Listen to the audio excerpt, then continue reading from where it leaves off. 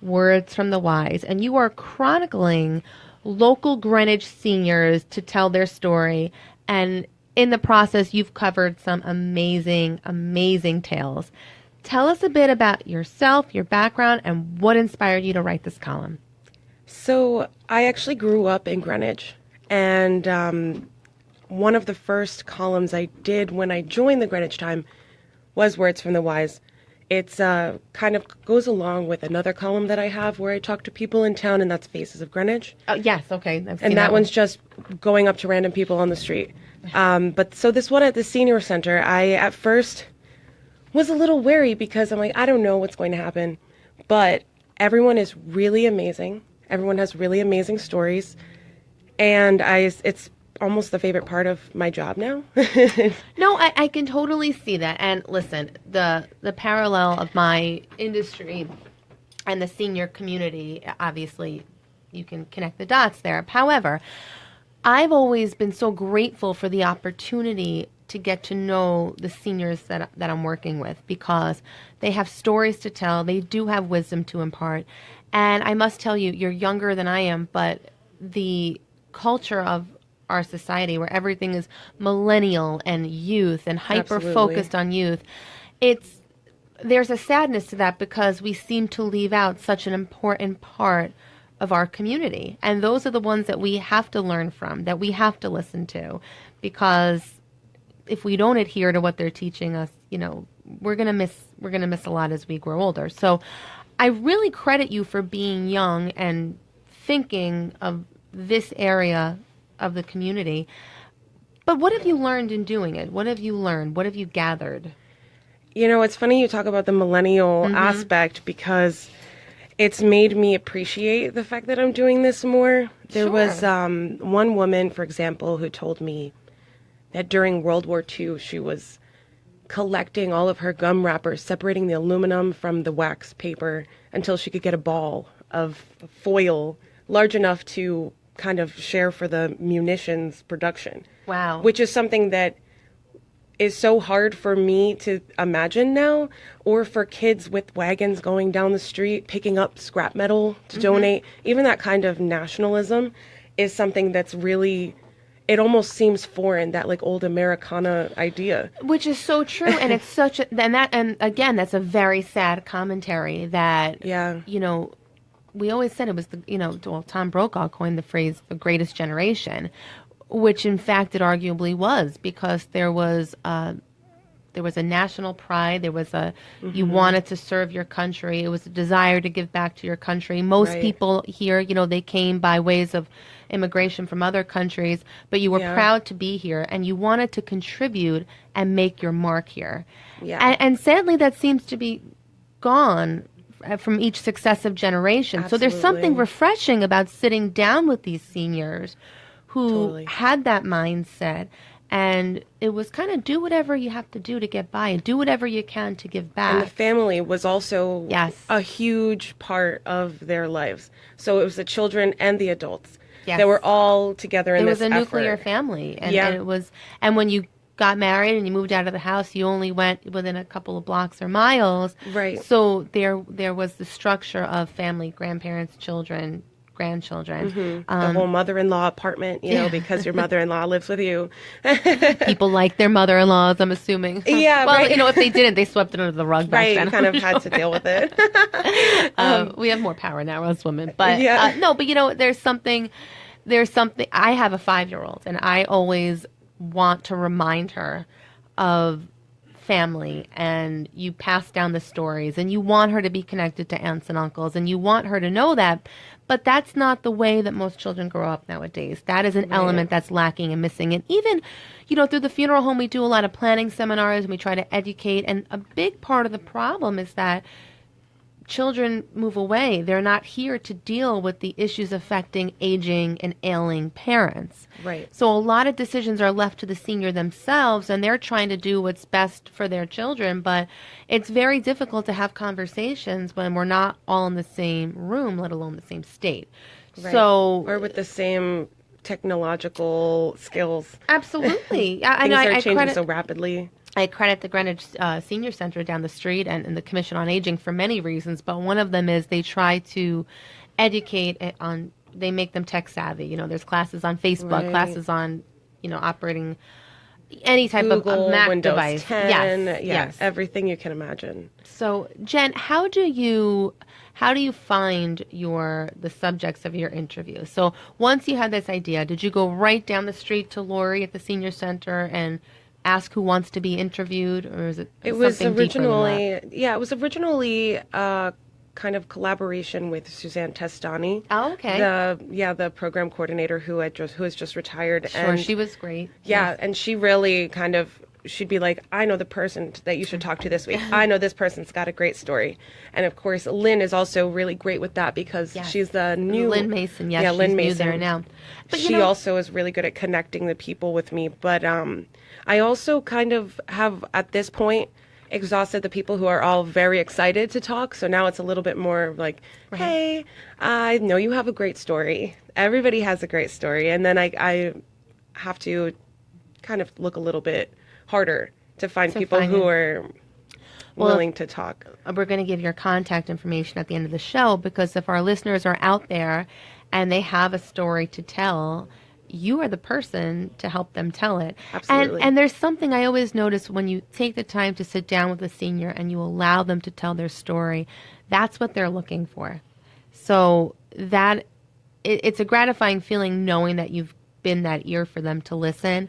Definitely. And like I said, they do have great stories to tell, and more people should be listening. So we're hoping to spread the word about what you're doing and connect. There's many, many, many interesting seniors out there. We hope we can connect them to you. Definitely. So I want you to think about, you've been doing this for how long now? The senior column? Mm-hmm. It's been since about January. And you also, you do this on social media. That's where I first learned about it, through your Instagram account. Yeah. And it was, you have a great photo of them and a great story and a bio and a write-up. So I want you to think about, since you're doing this roughly 10 months now, think about a handful of the most interesting seniors that you've gotten to know. Okay. Tell me their story. Okay. One of them actually kind of popped into my head as soon as I walked in the door. And that was a woman who came here during World War II from Italy, and she was 14 years old. She came with her family. Her town had kind of been basically decimated. And what I thought was interesting about her story is that she said at 14 years old, she came here and had to, I don't know if it was exactly Greenwich or Yonkers, the general area. She ended up being placed in a class with first graders because she couldn't speak the language. And that, to me, is an interesting thing to think about when we think about the way ESL works and the way that people treat people who speak different languages. Because she had a really hard time, naturally. And also, she said, people had made fun of her because she was 14 and she's in a class with first graders. Right. No, but they didn't know what to do. Exactly. I mean, you couldn't imagine that happening today. And, most schools have dual language programs from the gate, from when you begin in kindergarten. Yeah. So you can't imagine that concept of, no school today would never put a child in such an emotionally distressing situation. But again, Completely. you make the best of what you have, and that's what that generation was all about. And now she can speak English, and she's here. So she and she's followed happy. through at that point? So she just continued through the schooling process, starting at 14? I can't remember the whole thing about whether or not she ended up completing school, but she does speak English now. She has her whole family here. She had her father and brother worked at I think it's the Alexander something carpet mills in Yonkers. Okay. That are now turned into art studios. So that was really over interesting. by the water. Yeah. Yes, okay. Yeah, so she, that's what a lot of people did in the early 1900s, kind of looking to come to America from Europe and create a new life, and she did. Is that the common thread that ties your interview subjects together? Was this emigration from out of Europe into America? Definitely a lot of people follow that trend, but another person that I thought of right away was a woman named Alice, who I believe she was 98 or 99. But she had told me that she was working in the Schick Razor factory. Was that in Greenwich? That was in Stanford. Okay. And she said she was working there, and I can't remember if it was World War I or World War II, but it was really early on, and she was helping make all of the materials, the metal. She had her tool bits, her grinding tools, everything, and she said we were trained to take over men's jobs, and so she was really fighting for women to work. That's very true. She said, I'm making 33 cents. This guy here is making 60 cents. Come here, ladies. Where's the guy who owns this joint? You know? She was ahead of her time. Yeah. And, you know, a lot of these issues have carried down into this century as well. So it's amazing to think that some of the problems that are faced now were faced back then. But it's wonderful to see so that we can teach our children, specifically our daughters and our young women, that there was always a drive within women, and women have this ability to kind of make everything okay. We can multitask, we can work, and we can raise families, and we can still maintain the home. But we don't realize enough, you know, when we think back of yesteryear, we think of the stay-at-home mom and the stay-at-home wife and mother. The truth is they were juggling way back when. Yeah. So your stories bring that to light. So when young people read this, maybe even college-age girls, they can have this somewhat empowering respect for their predecessors that we've always had this. Women have got this. And it's true. When the men went off to war, a country still had to function, you know. Cities and towns and businesses still had to operate, still had to function. Who did that? So the old saying, doing your part for the war effort, really, there was a great significance to that. Definitely. So I'm sure you've seen a lot of women here in Greenwich who did that. You know, they answered their own calls of duty, not on a battlefield, but certainly on the home front, just as important.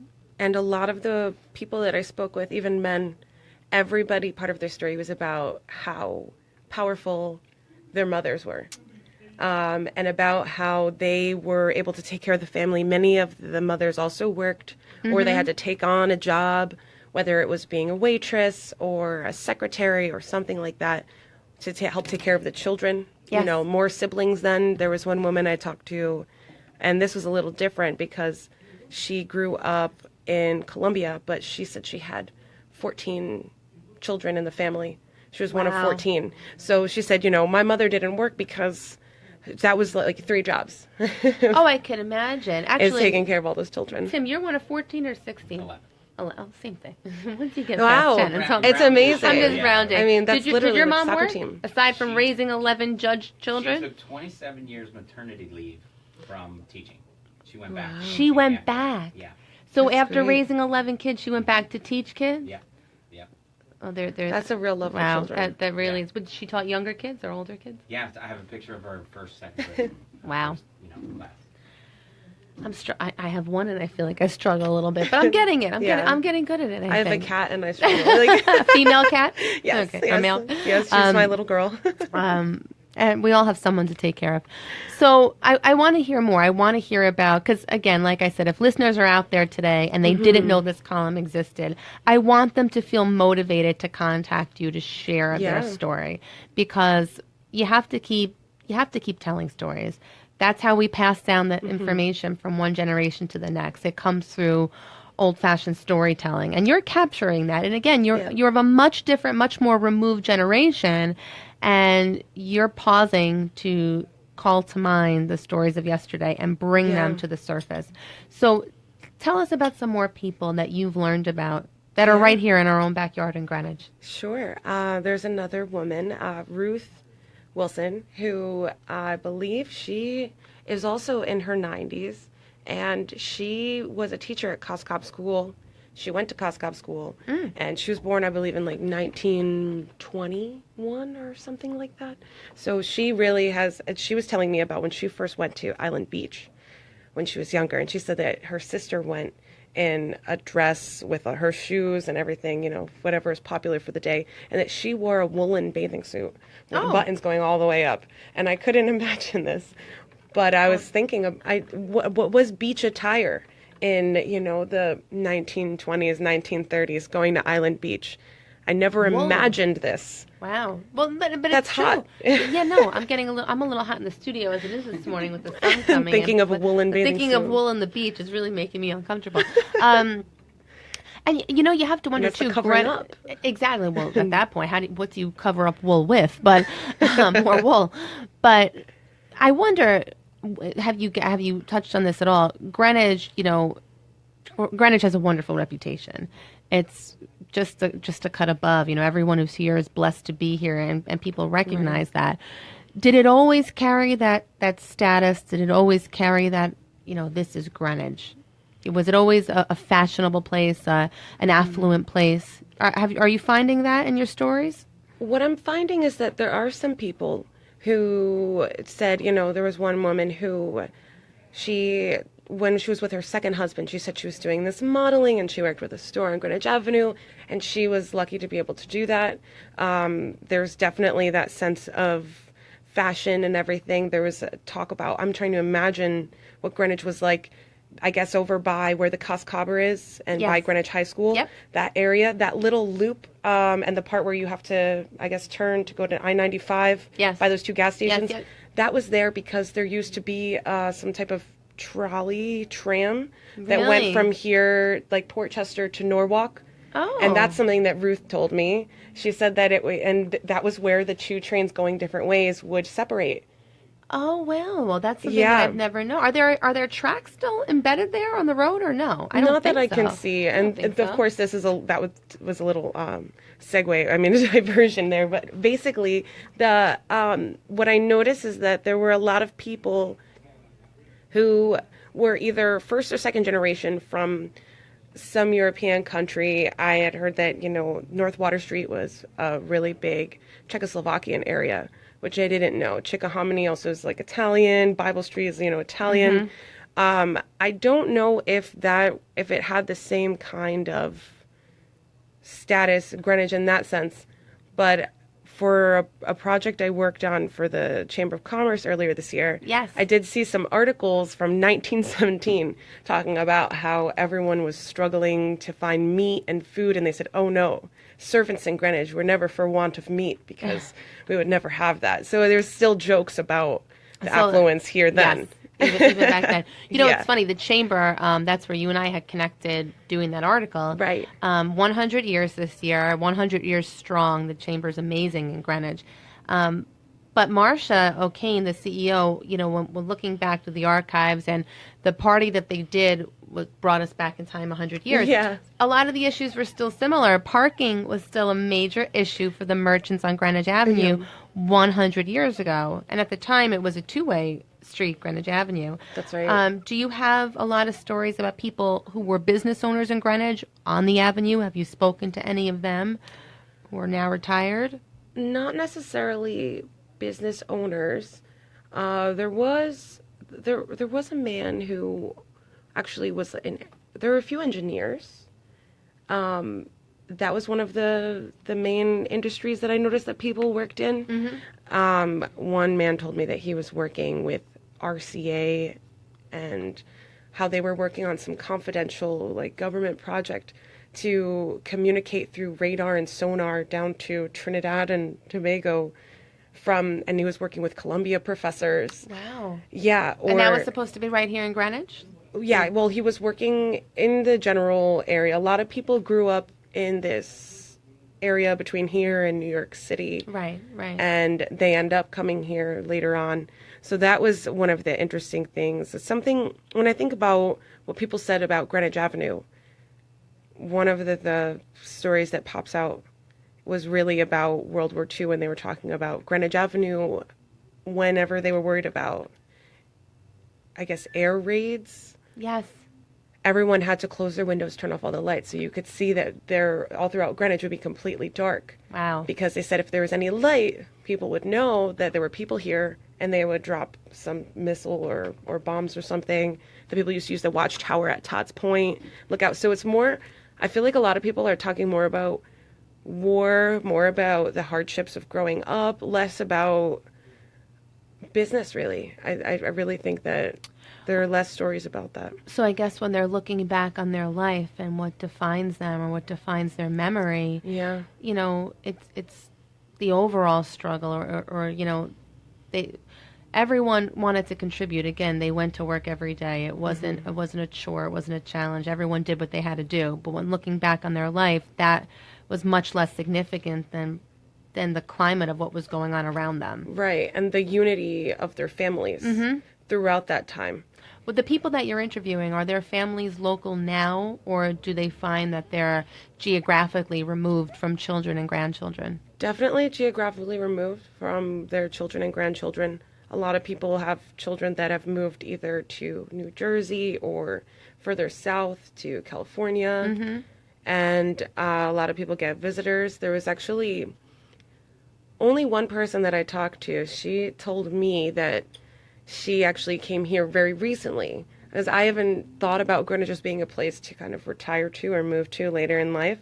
But she said she had come here from West Virginia about 3 years ago, and she loves it here. Wow. What inspired a later in life move to Greenwich? She had come up here, I believe, because she said that, well, I guess when her children were geographically removed, they came to this area. Either it was for work or someone got married. And then when she came here, she met someone, and then she came back to visit a couple more times. And I mean, love is a motivation for a lot. Oh, listen, yeah, do you, Greenwich. that's a column that you might want to write. Do you find a lot of seniors who are widows and widowers? Do you find them finding love again when you're meeting with them? Is that is those are definitely stories that I really appreciate. People do oftentimes talk about, actually, the very first person that I talked to for this column. Her name is Nancy Mecca. I love Nancy Mecca. Oh my goodness, Nancy! I hope you're listening. She says she always listens, and I love her. So she great was lady. the first person I talked to for this. Really? Oh, she must have given you a great story. Oh my God, she did, and we talked for definitely more than an hour, and then we talked on the phone later, and we talked for even longer. And my favorite part of the story was really that she had said she decided to get remarried. And I think it was because her first husband had died.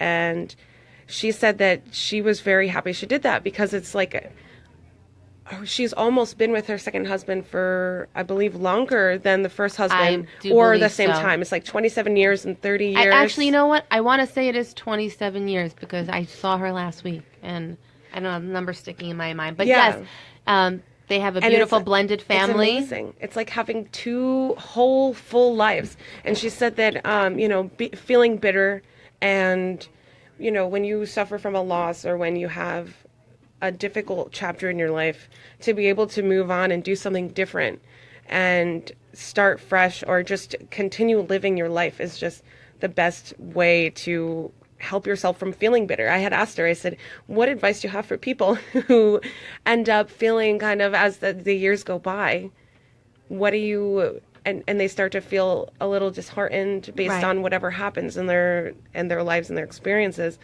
And, she just said, keep going and keep experiencing, because I mean, she's got an amazing story. I mean, it's like a whole other full life. And, she doesn't feel sad when she thinks about what it was like before, because it's just another time. Right. And she's an inspiring woman. And you know what? People hopefully read the article about her and took away that wisdom. So your article is very well titled, Words from the Wise. And Jennifer, anyone out there listening who wants to get in touch with you and tell their story, how can they do that?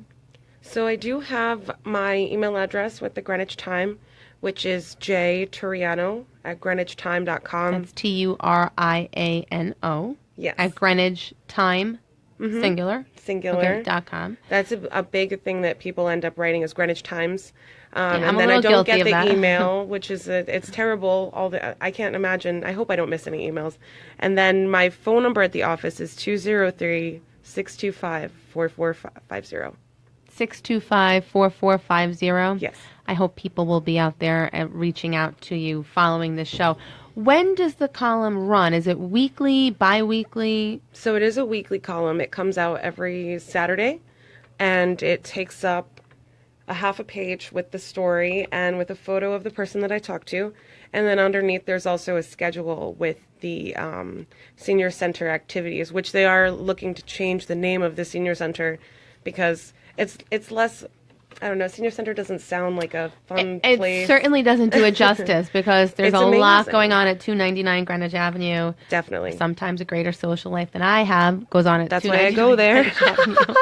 But it is a great place. So they're looking to change the name. Something like that. I was talking to my actually next column that's coming out is going to feature Lynn Mason Oh, for wonderful. Words from the Wise, and it's more so her talking about her first month at the senior center and a little bit of the vision of what she's going to bring to the table, Wonderful. which is a lot to do with the music and other sorts yes, of that's her background as well. artistic contributions, definitely. Well, listen, I really encourage listeners to read your column. You're doing a great service to the readers of Greenwich, and if we're mindful of our past, we'll have a greater future. Jen Definitely. Toriano, Words from the Wise, and this is Jen Graziano, inviting you to visit my website at www.coxandgraziano.com to learn more about the services and resources my family provide in the community. And once again, thank you for taking the time to listen as we took the time to talk. Have a great day, Greenwich. Bye-bye.